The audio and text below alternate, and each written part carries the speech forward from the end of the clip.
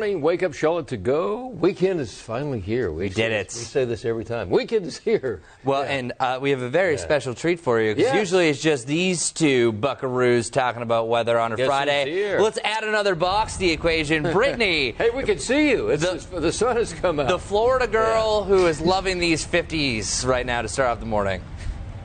How is it out there? I'm cold. Yeah. It's cold, Larry. Yeah, a little chilly out there this morning. It's cold. But you know what? It's a but I will say, year. yeah, and I will say it's been a lot nicer, I would say, overall than yesterday. Since, as you guys know, we started off in the 60s yesterday morning. It was humid, and of course we got into the 90s. So I would say with sunshine, a light wind today in those mid 70s, for many folks is probably more comfortable. And Chris, you probably remember, because we talked about this earlier this week, I spoke with Stuart Williams, one of the PGA meteorologists who's really awesome and always talks with us when we do the stories.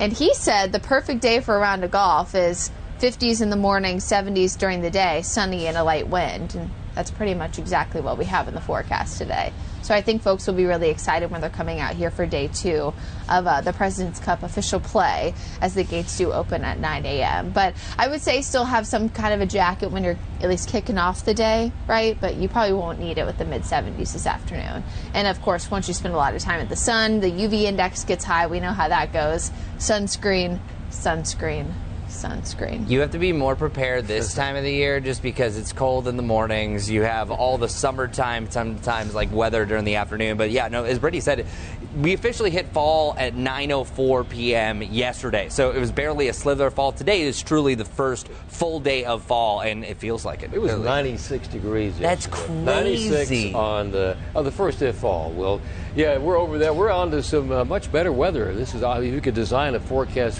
for great weather at the golf course, which is anywhere today would be the day. So enjoy what's going on. Thank you, Brittany, and have fun out there. Go inside, get warm. Go in the clubhouse.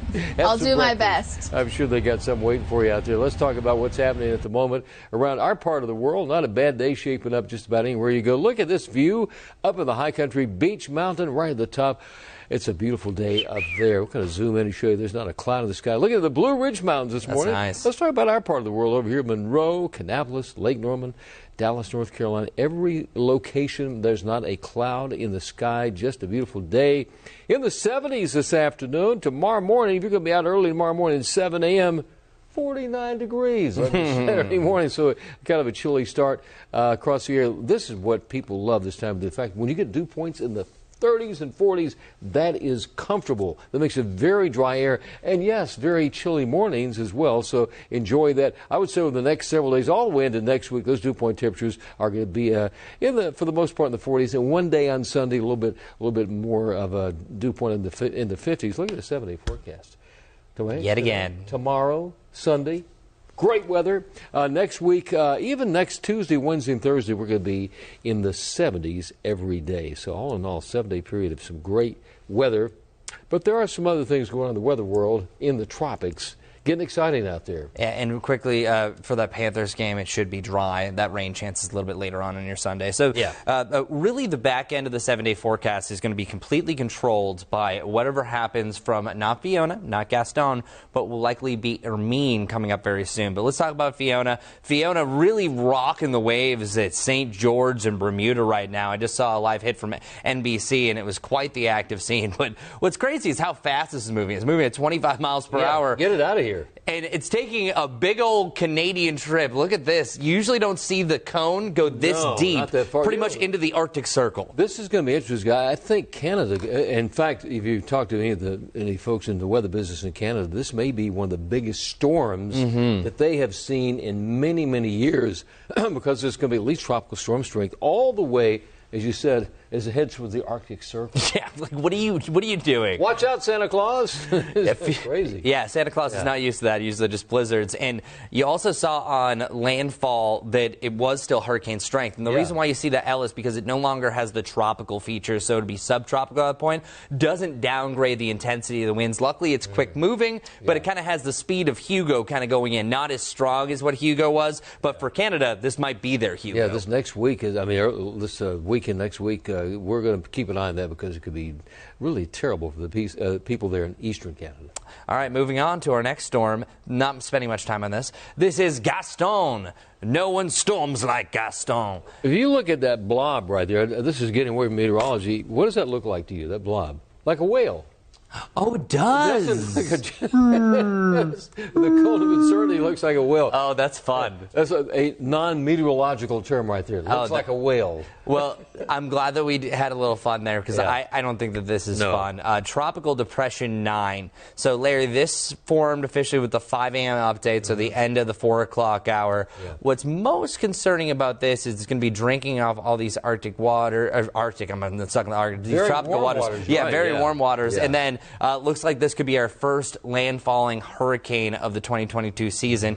Right now, estimated about 110 miles per hour, landfalling in southwestern Florida. Yeah, that and you look at that kind of that cone of uncertainties. It could go far into the Gulf or skirt the east coast of the United States. So that's the major concern about the path it takes as it gets into late next week, and that could have some effect on our weather picture. And diving deep into meteorology, so Larry and I were talking about this morning. So if you're from Florida, you especially know about this. Hurricane Charley in 2004 was one of the more infamous hurricanes. It's not often that you find a historical path that it's lining up Monday, Tuesday, and Wednesday to a T following those icons. Now, a lot can change. We're seeing the models all over the place. Yesterday, at one point, some were showing towards Texas. So we're getting a grasp, but just showing the magnitude of what Charley did, and this is kind of following a similar script. 18 years ago.